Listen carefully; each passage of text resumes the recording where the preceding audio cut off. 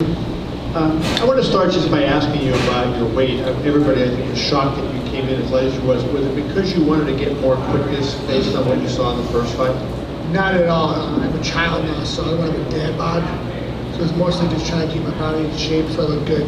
So I'm a good dad bod. No, honestly, with the whole weight thing, I was eating a ton of food. I was drinking water. I was training hard, and it's been a hot summer too. So, it just came off. I don't know. I mean, listen, I felt so efficient. I felt strong. I felt amazing. I just started off a little slow, but we're good. You went to the body shots. Did the corner tell you that, or was that something instinctively that you saw? Yeah, it's something I saw. I actually talked to my coach earlier in the week about it. I was like, man, I remember always lifting his arms up when he throws punches or blocks punches, and I was like, I'm going to really test his body. I'm going to start going. And I remember Anderson Silva fight, UFC 200, he caught with a body shot and a kick. I'm like, you know what? It's a little weaker than I thought, So and I hit him with a couple of them, and I saw him wince. When you were in the early part of the fight, he was landing some shots. He had his hands down. Was that frustrating? Because I know you're a good boxer, and yet he's in there right in front of you with his hands at his side, and he's still landing on you. Yeah, I mean, it sucks. A couple of times. I don't know if it was. I feel like I was getting poked in the eye, but maybe it wasn't. I don't know. I know it's a couple of times. Is that a finger? I don't know. I don't know if it was a knuckle. I wasn't trying to bitch about it, but I don't know if it was. But we overcame it, and he's an amazing fighter. He makes people feel comfortable in there. He did like that for the first 2 rounds, but then I started getting my band straight. I saw him slowing down. I'm like, okay, this is where I take it now. Lastly, for me, who do you want to go? I mean, Dana talked about he was going to talk to you. Do you do a trilogy with DC? Do you rematch Francis? I mean, do you have any thought? I know you just won the belt, but any idea? That's the number one question out there about who are you going to fight next? Honestly, I just bought a new home. Been there for 2 weeks. I want to go in the hot tub, the pool, have a body rest, and we can figure it out from there. Cool. Congrats again. Thank you, sir. Steve, you're right in the middle here. In the first round, Dana picked you up and he got you in the slam. Yeah, I thought I was up there for like an hour. What was that? I thought we were doing like WWE or something. Is he like calling me out? I don't know. It was weird. It was weird, but also, what does it feel like for you to be prone in that position? We've never seen you in that position. It happens. I mean, listen, it's a fight, anything can happen. And I always gave me some good shots on the bottom, but I wasn't really worried. I was smart about it. It's tough. He's an amazing wrestler, and I just, like I said, I just started off slow in that first 2 rounds. It wasn't me. And just that third round, I knew I was a better fighter. And it makes a little comer, man. It's nothing but adversity. It's awesome. That's how we're doing here in Cleveland. All week, you seem to be making googly eyes at your daughter. We saw you at the weigh-in. We saw you. Beautiful. And you? How much was she in your mind as you were in the cage? She's always in my mind. It's my homie. It's my sidekick. No matter what happens in this fight game, I'm going to go out there, I'm going to fight. Win, lose, or draw. I'm swinging, going out there, but as long as I'm going home with my daughter, that's all I care about. And did it occur to you that you actually finished DC in the same exact position where Jones finished him in his podium a couple years ago? I don't really care about that. I care about that. I got this bed, and I go home with my daughter. Stipe right here in front of you. Curious what you make of that new belt compared to the one you had before. Belt's a belt, man. I'm champ again, so all I care about. Where did you learn that celebration after? Dude, honestly, I get it. Was getting a little old school.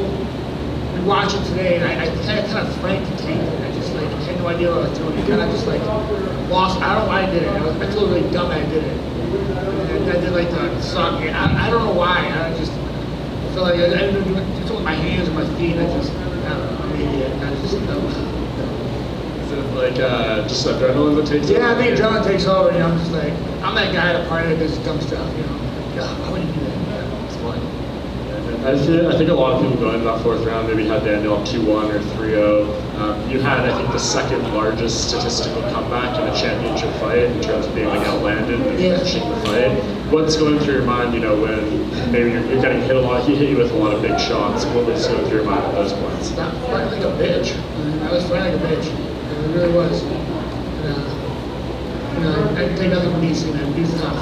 He's fought the best, really beat the best in the world. And just fine. It took me a little time to get my mojo, and I just couldn't feel it. I just couldn't feel it. And my one coach told me that, man, when you walked in that fourth round, I knew it was gonna be over. He's like, I can see your face, the way you're sweating, your hips are moving. He's like, I knew it was gonna be good. You said you don't want to think about what's next, but I know DC tried to kind of stick it to you a little bit about waiting out for the rematch and all that kind of stuff. If he does choose to continue fighting. Is there any part of you that kind of wants to stick it back to him a little bit? Yeah, I mean, whatever, man. I'm down for whatever. But like right now, I'm ready to rest. I want to heal up. I'm going to be 37 on Monday. I feel like I'm 98 right now. And yeah, I feel that. Steve, after the win, What's that? Sorry. after the win, you had both Dana and John Jones say you're the greatest heavyweight of all time. That's cool. Does that mean something to you? And where do you think you stand in those rankings? I mean, that's awesome. Especially John Jones saying that, and Dana. It's real cool, man. It's going to be noticed for your accomplishments. Listen, at the end of the day, I just want my daughter to be proud of me. You know, my dad did something in his life. My dad, you know, he fought for a living to give me a better life. You know, that's all I care about. So I guess in the end, his legacy, I mean, his legacy. No, it's all about legacy now. At first, I'm like, yeah, first the legacy. Now I'm like, it's all about legacy. You know, have a good legacy. Tell me a legacy where I'm a good dude. You know, a tough fighter. You know, I've gone through adversity. I've done a lot. You know, listen, never been an easy road. I don't mind it. I like it hard because it makes it that much sweeter. And lastly, I said John mentioned you were the best heavyweight of all time. Is that a fight that interests you at some point? You have to kill me with these fights, Jesus. Yeah, I mean, I always say I'll fight anyone, honestly. It's really cool to say. Appreciate it. Always doing well. But yeah, I mean, I'm not fighting anyone. No more who you fight next questions, though, okay? Please, I beg of you. Until you guys do this. Hey, Steve, you're saying that. Who do you want to fight next? Listen, you're never coming to Fire Station again. Now. DC had 181 significant strikes. It was the most ever loss in UFC history. First time you guys fought, you lost in the first round. You initially pulled punch.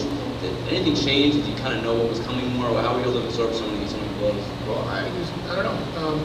I knew I was a better fighter, and like I said, those first 2 rounds were really bad. I know they looked really bad. He was teeing off on me, and I just like dug down deep, man. You know, it's a Midwest thing, dude. What kind of ripping are you going to get when you go back to the fire station? Oh, it's going to be terrible. I don't think I'm going to work again. I quit. They're going to destroy me back in the fight. Trying to go full time. Well, I got no choice, though, you know. They may bring up that dance after that. Oh, 100%. They're going to make me do it on the front of the apron. It's going to be terrible. It's going to be awkward. And last thing for me, you weighed in at 230 pounds. Yeah. There's no way you're going to go to it. Oh, God, no. No chance. No.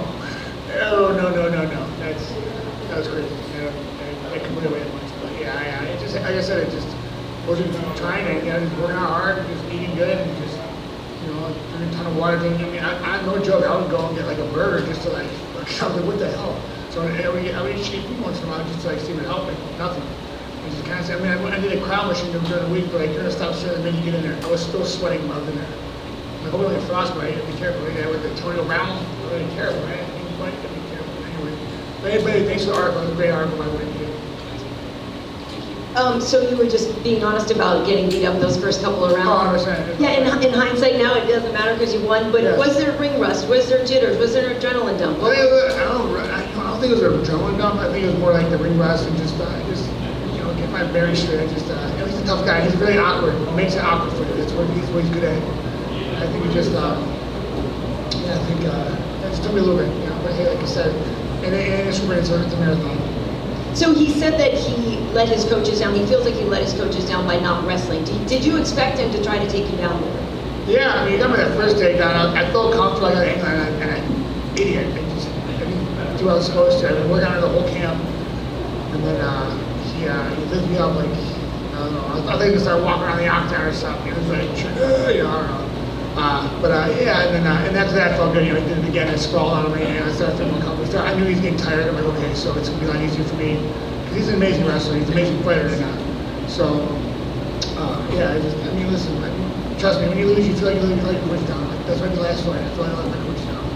So obviously you had the joy of your daughter to keep you company all this time, but were there any times during that waiting to get that rematch that it did get a little dark for you and that you didn't, you know, you thought maybe it wouldn't come or it didn't come? I don't know. I love it. That whole year was awesome. Spending the whole year with her. You know, you can wake up at 6 in the morning, you know, change her poopy diaper. It's awesome. No, but I honestly wouldn't change it for her. I'm so happy. Like, me and my wife are so blessed to have such an amazing daughter. She's such a good kid. And certainly it gives you an opportunity to heal up from any certain lingering injuries you may have had anyway. 100%. Well, it wasn't that bad. I think it was more mental and just letting my body recharge. You know, it's like, I mean, I don't know. Some guys, some guys can do it. I can't, but I can go. Eventually, I'm just gonna wear down and just mentally and physically, I was gonna train. Awesome, welcome guys. Thank you. Stipe over here. Right here. Okay, I see you. Right, so Stipe, obviously there was a lot of talk about what would be next for Daniel, you know, John Jones trilogy, etc., etc. I know you just want to focus on your fight, but now that you're on the other side of it, how much did it bother you that everyone was talking about that and they just seemed to be overlooking you a bit? I'm used to it. I'm not worried about it. Listen, it's the game we're in. You know, I mean, people want to see this fight. People want to see that fight. Listen, I'm 10 days my opportunity. Look what I got back. Hey Stipe, just one for me. Congrats on the win, first and foremost.